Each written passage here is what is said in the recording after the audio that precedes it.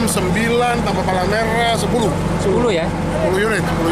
Jadi sudah tahu Pak Penyebabnya, Pak? penyebab kebakaran ini? Sebabnya tadi menurut informasi dari saksi itu akibat dari kompor meledak, lalu masak bakar kuenya kompornya tuh jatuh, lalu tuan rumahnya sendiri yang memadamkan pakai kain, tapi tidak kain basah, pakai kain kering.